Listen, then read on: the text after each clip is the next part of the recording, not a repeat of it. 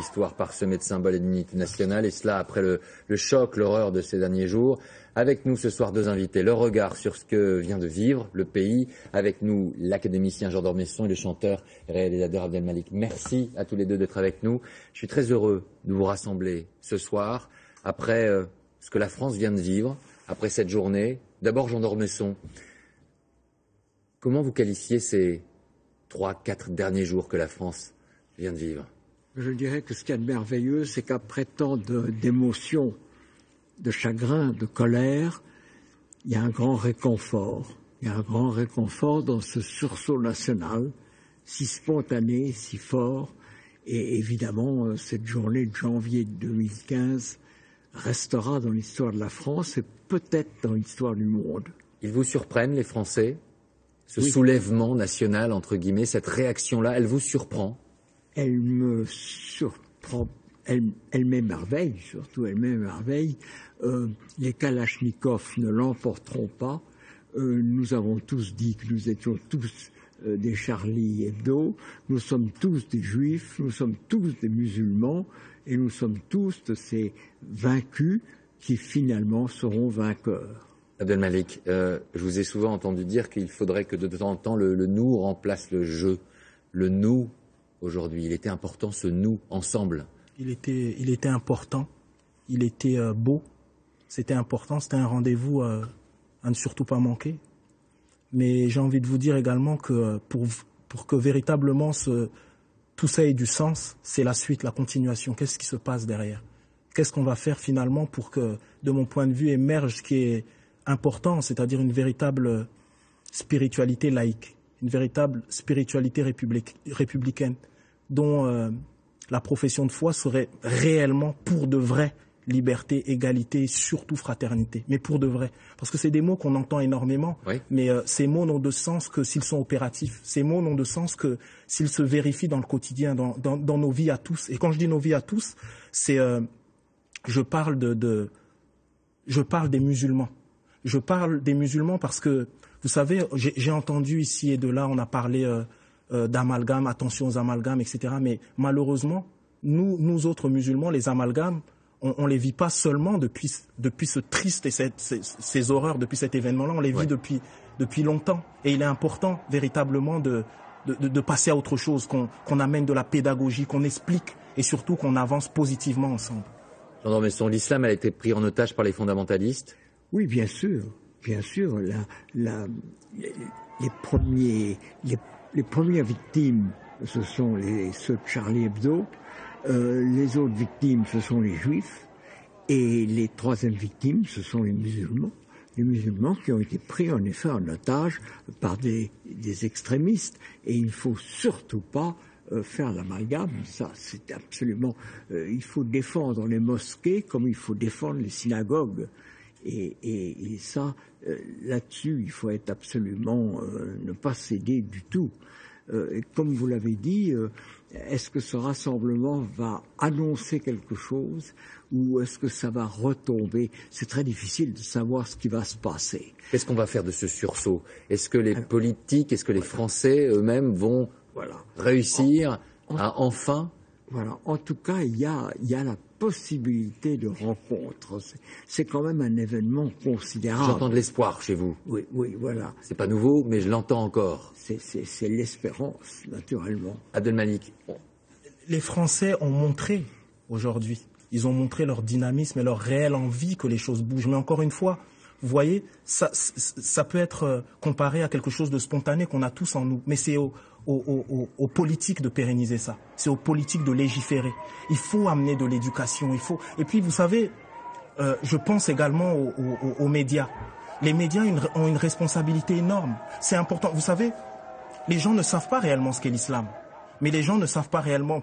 Il y a beaucoup de gens qui ne savent pas réellement ce que signifie réellement le concept de démocratie, les concepts de laïcité, les concepts républicains. C'est important qu'on puisse aujourd'hui, à la télé par exemple, faire des émissions où on explique les choses et qu'on arrête cette course folle à l'audimat qui fait que finalement on va souligner des choses qui n'ont pas d'importance et même des fois qui séparent les Français, qui opposent les Français les uns aux autres. C'est important d'aider l'enseignement et c'est important que vous autres, vous puissiez faire de la pédagogie, expliquer les choses. Et les politiques doivent légiférer véritablement, faire des choses concrètes. On va repartir du côté de la place de la République. On va retrouver Maryse Burgot. Maryse, il y a encore un petit peu de monde autour de vous, place de la République?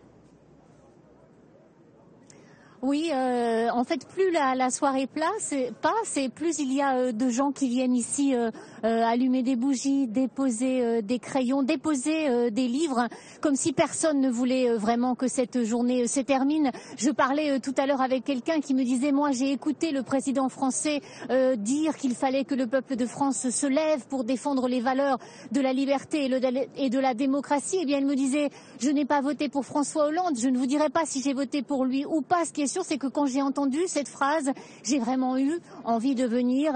Et tout le monde est ici sans étiquette politique. C'est ça qui rend ce mouvement si incroyable aujourd'hui. Merci Maryse. Jean d'Ormesson, vous avez vu ces images des policiers depuis quelques jours. Imaginez ces hommes et ces femmes comme quoi, en quelques temps, les choses peuvent changer. Ces hommes et ces femmes qui sont dans des commissariats, qui se sentaient les rejetés finalement de la société, souvent caricaturés, souvent critiqués. Et aujourd'hui, cette haie d'honneur qui a été faite pour accueillir les CRS sur la place de la République, voilà une image aussi forte aujourd'hui. Bien sûr. Derrière l'émotion, il y a d'ailleurs des paradoxes considérables. Que Charlie Hebdo ait abouti à cette reconnaissance de la police, et de la gendarmerie par la foule. La foule qui chante la Marseillaise en permanence devant eux. C'est évidemment très paradoxal. On peut se demander quel regard jetteraient les gens de Charlie Hebdo s'ils nous voient de là-haut sur ce qui se passe aujourd'hui. Mais c'est évidemment, c'est cette spontanéité qui a été extraordinaire. Et que, s'il faut le résumer d'un mot, il me semble qu'il y a 3 mots qui le résument assez bien. Liberté. La liberté, nous voulons être libres de faire ce que nous voulons et il faut respecter la liberté des autres. Charlie Hebdo, il y a beaucoup de gens qui n'étaient pas tellement attachés à Charlie Hebdo, mais ils ont le droit d'exprimer ce qu'ils veulent. Et puis, égalité, les gens sont différents, mais ils sont égaux, ils sont profondément égaux. Et les juifs doivent respecter les musulmans doivent respecter les juifs. Il faut reconnaître à chacun le droit de vivre. Et la fraternité, ça a été quand même un exemple extraordinaire de fraternité cette journée. On pourrait presque penser que peut-être c'est l'annonce de cette République universelle à laquelle pensait Victor Hugo. Ça, c'est un message qu'il faudrait peut-être écouter, entendre et entretenir. Éducation, vous disiez Abdelmalik, dialogue entre les uns et les autres. Dialogue, bien nommer les choses. C'est Camus qui dit que mal nommer les choses, c'est rajouter à la misère du monde.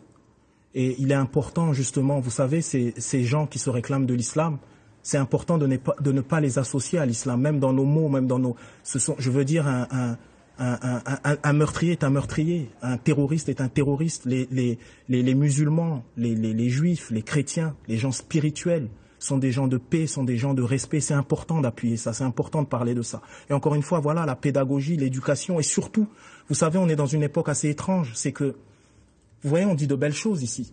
Mais lorsque, par exemple, et désolé de ramener ça à moi, mais c'est important, c'est-à-dire que lorsque je fais un film qui s'appelle Qu'Allah bénisse la France, qui est un véritable outil, qui est un antivirus face à l'incompréhension, face à lorsqu'on ne comprend pas l'importance de la République, de l'esprit républicain et rapport à la spiritualité, etc. Quand on fait un film comme ça, c'est le film que j'ai récemment réalisé, et qu'on s'entend dire par des exploitants de cinéma, de dire que Allah ne rentrera pas dans mon cinéma et on se fait boycotter, etc. Je veux dire, moi, j'appelle ça de l'irresponsabilité. J'appelle ça de l'irresponsabilité parce que, et M. D'Ormesson ne me contredira pas, l'outil culturel est vital. La culture est vitale. C'est-à-dire, c'est quelque chose qui travaille nos imaginaires. C'est quelque chose qui nous unit parce que tout d'un coup, on se rend compte que derrière les apparences, nous sommes des êtres humains, nous sommes les mêmes. Et voilà. Et moi, c'est un cri. Moi, ça fait 10 ans que je parle de ça, du vivre ensemble, de la paix, etc. Et j'ai mal. Aujourd'hui, j'ai mal parce que, en même temps, je suis heureux de voir ce sursaut, la France, nous tous ensemble. Et en même temps, j'ai mal parce que j'ai l'impression qu'ici, vous savez que j'ai refusé de venir partout. Et je suis venu ici parce que vous avez dit des mots qui m'ont touché véritablement, mais je voudrais que on ne parle pas juste pour parler, que c'est du sens, que les politiques, maintenant, ce soir, nous entendent et agissent véritablement. Parce que sinon, derrière, il y a les extrêmes de tous bords. Et on doit tout faire pour qu'ils ne gagnent pas. Et voilà, nous sommes la France, nous sommes un beau pays, nous sommes un fabuleux peuple. Et on a malheureusement ce moment difficile. Eh ben, j'espère que ça va nous permettre d'avancer ensemble et de faire en sorte que la France soit à la hauteur d'elle-même. Enfin. Jean d'Ormesson, oui, vous l'avez entendu. Oui, bien sûr. La responsabilité des politiques, des médias, vous l'avez dit très bien. Chacun est en face de ses responsabilités. Mais ce que cette journée peut-être nous a appris, c'est qu'on peut dépasser ce qui nous oppose et tâcher de multiplier ce qui nous unit. Sachons utiliser cette journée. Merci à vous d'être venus. On va juste faire un dernier détour avec Stéphanie Pérez, Place de la Nation. Stéphanie, vous m'entendez ?